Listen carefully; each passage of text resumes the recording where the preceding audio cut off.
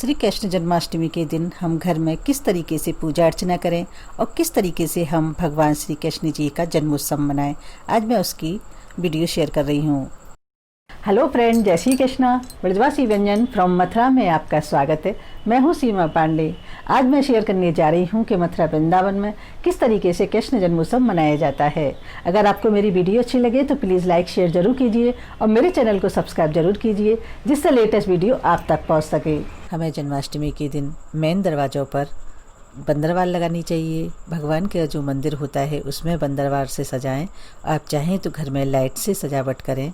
अगर मंदिर में जगह हो तो हम मंदिर में पूजा कर सकते हैं। यदि हमारे मंदिर में जगह कम हो, स्पेस कम हो, तो हम कमरे में कहीं साइड से उनकी चौकी लगा सकते हैं। उससे पहले उस जगह को आप साफ़ कर लीजिए, झाड़ू पोछा उसमें करके और चौकी लगा लीजिए और उस पर कपड़ा बिछा करके, कोई भी नया कपड़ा बिछा करके, लाल रंग का या हरे रंग का, तो आप उस पर भगवान जी को विराजमान कर सकते हैं। देखिए, इस तरीके से मेरे मंदिर में स्पेस कम है तो मैंने मंदिर के आगे इस तरीके से इस चौकी को लगाया हुआ है और इस पर मैं पूजा करूँगी। उसके बाद आप नित्य जैसे पूजा करते हैं भगवान जी की, आप बिल्कुल उसी तरीके से पूजा करें। आप चाहें तो जन्माष्टमी के दिन व्रत रख सकते हैं। और देखिए, इस तरीके से मैंने सुबह इनकी भगवान जी की पूजा नित्य की तरह से कर दी है और दीपक जला दिया है। जैसे मैं डेली में पूजा करती हूँ बिल्कुल उसी प्रकार से की है। अब मैं भगवान जी को विश्राम करा देती हूँ। अब पूजा करेंगे हम शाम को। देखिए, करीब शाम का टाइम है और करीब 4 बजे का समय है। भगवान जी का पुनः मंदिर खुल गया है और मैंने इस तरीके से एक चौकी लगा दी है, उस पर मैंने भगवान जी को विराजमान कर दिया है और बाकी के भगवान जी को मैंने मंदिर में ही विराजमान रहने दिया है। जिससे मंदिर खुला हुआ है वो भी भगवान जी के जन्मोत्सव का आनंद ले सकते हैं। मैंने इन चावलों को फूड कलर से कलर कर लिया है, जिससे ये रंगीन हो जाएं और दिखने में सुंदर लगे। देखिए, हम इस तरीके से सबसे पहले बनाएंगे चौक। आप चौक बना सकते हैं, सतिया बना सकते हैं, आप चाहें तो कोई रंगोली बना सकते हैं। और देखिए, इस तरीके से हम रोली से सतिया बना करके और इन चावलों से हम चौक बनाएंगे। कोई भी मांगलिक कार्य हो, हमें सबसे पहले चौक बनाना चाहिए। तो देखिए, मैं इस तरीके से बना रही हूँ। जन्माष्टमी के दिन भगवान जी का पूजा अभिषेक किस तरीके से किया जाता है और भगवान जी का जो जन्मोत्सव है किस तरीके से मनाया जाता है मथुरा वृंदावन में, घर घर में, मैं उसी प्रकार से आपको बता रही हूँ।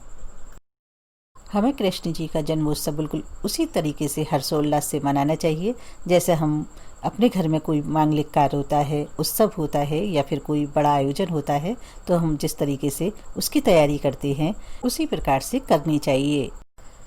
जन्माष्टमी के दिन सुबह उठने के बाद, नित्य क्रिया करने के बाद, स्नान आदि करने के बाद आप बिल्कुल उसी तरीके से तैयार हों जैसे हम किसी अपने घर में आयोजन होता है उसमें तैयार होते हैं।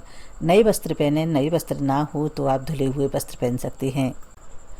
आप चाहें तो आपके घर के पास कोई मंदिर हो, आप उसमें भी दर्शन करने जा सकते हैं। जैसे हमारे घर के पास में करीब 100 कदम की दूरी पर श्री कृष्ण जन्म स्थान है, तो हम वहाँ पर दर्शन करने जाते हैं। देखिए, इस तरीके से मैंने भगवान जी के चौकी के आगे इस तरीके से चौक बना दिया है और बहुत ही सुंदर बनाया है, आप देख सकते हैं। और करीब शाम का समय है, हमारी सभी तैयारियां पूरी हो चुकी हैं, लगभग 4 बजे के आसपास। और हम इस तरीके से खीरा लेंगे और उसको हम इस तरीके से, उसका जो गूदा है उसको थोड़ा सा निकाल देंगे और उसमें अपने लड्डू गोपाल जी को विराजमान कर देंगे। आपके पास यदि छोटे 0 नंबर के हैं तो आप उनको विराजमान कर सकते हैं और आप चाहें तो शालिग्राम जी हों तो उनको विराजमान कर सकते हैं। देखिए, भगवान जी का 12 बजे रात में जन्म हुआ था, तो हम रात में 12 बजे इसमें से भगवान जी को निकालेंगे, लड्डू गोपाल जी को, और उसके बाद हम अभिषेक करेंगे। जब तक घरों में, मंदिरों में भजन संध्या होती है, भगवान का स्मरण होता है और कीर्तन होता है। और देखिए, इस तरीके से अब 12 करीब बज गए हैं, मैं भगवान जी को अभिषेक कराती हूँ और इस खीरे का आप प्रसाद के रूप में बांट सकते हैं। और देखिए, 12 बजे के बाद भगवान जी को निकालने के बाद हम पंचामृत से स्नान कराएंगे। ये 5 चीज़ों से बना हुआ है, दूध, दही, शहद, शक्कर, घी। और इस तरीके से भगवान जी को स्नान कराने के बाद शुद्ध स्नान कराएंगे और उनको उसके बाद वस्त्र धारण कराएंगे, माला आदि मुकुट जो भी आप लेके आए हों आप उनको धारण कराएं। जन्माष्टमी के दिन जहाँ तक हो आप भगवान जी को भी पीले वस्त्र धारण कराएं और आप भी खुद भी घर में और मेंबर्स को भी आप पीले वस्त्र पहनाएं। इस तरीके से मैं नई माला और मुकुट लेकर आई हूँ, मैं इनको पहना देती हूँ। लड्डू गोपाल जी के लिए आप खिलौने लेकर आएं और ख़ास तौर से बंसी ज़रूर लाएं। बाद में आप चाहें तो आपके घर में छोटे बच्चे हों तो उनको प्रसाद के रूप में दे सकते हैं। आप चाहें तो भगवान जी को मोर बहुत पसंद थे और गाय बहुत पसंद थी, आप इस तरीके से खिलौने भी ला सकते हैं। देखिए आप इस तरीके से उनके पास में सजा सकते हैं। मैं इस तरीके से बंसी लेकर आई हूँ क्योंकि भगवान जी को बंसी बहुत प्रिय है। वस्त्र माला आदि धारण कराने के बाद आप उनको पुष्प अर्पण कीजिए, माला अर्पण कीजिए। आप उनका चंदन से या कुमकुम से तिलक कीजिए और बाल गोपाल जी को आप यथासंभव प्रसाद अर्पण कीजिए। आपने जो भी बनाया है, देखिए मैंने यहाँ पर इस तरीके से मेंगी पाक बनाया है और धनिया पंजीरी बनाई है। आप चाहें तो भगवान जी को पंचमेवा अर्पण कर सकते हैं, आप चाहें तो फल आदि अर्पण कर सकते हैं। यथासंभव आप पर जो उपलब्ध हो आप उसको अर्पण कर सकते हैं। देखिए इस तरीके से फल, पंचमेवा और धनिया पंजीरी, मेंगी पाक सभी चीज़ अर्पण करने के बाद इनको जल भी अर्पण करेंगे साथ के साथ।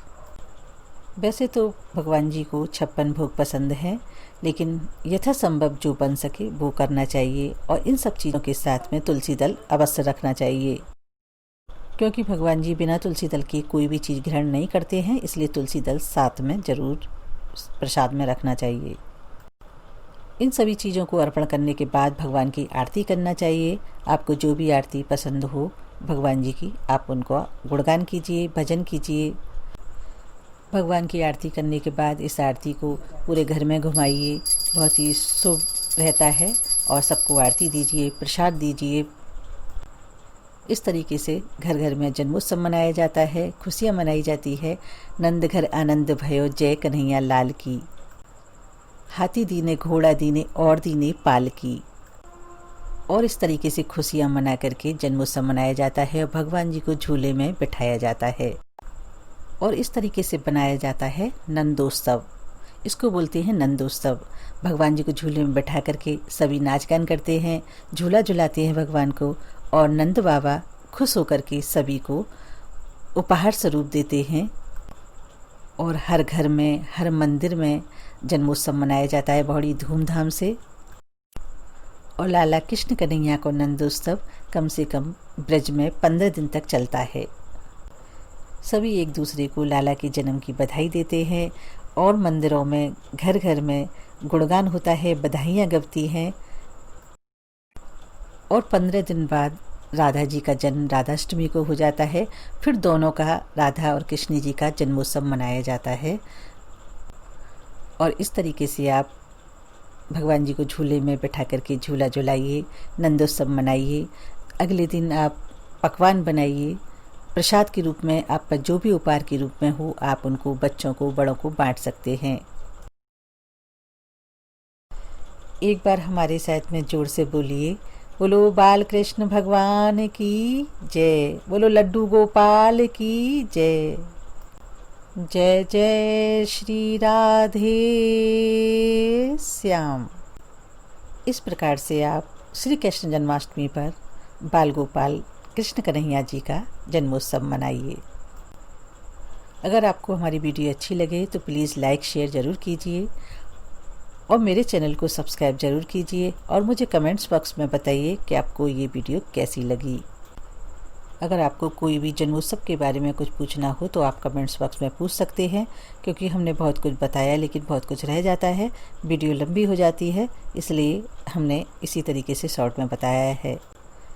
इसी के साथ हम विराम देते हैं। जय श्री कृष्णा, जय श्री राधे।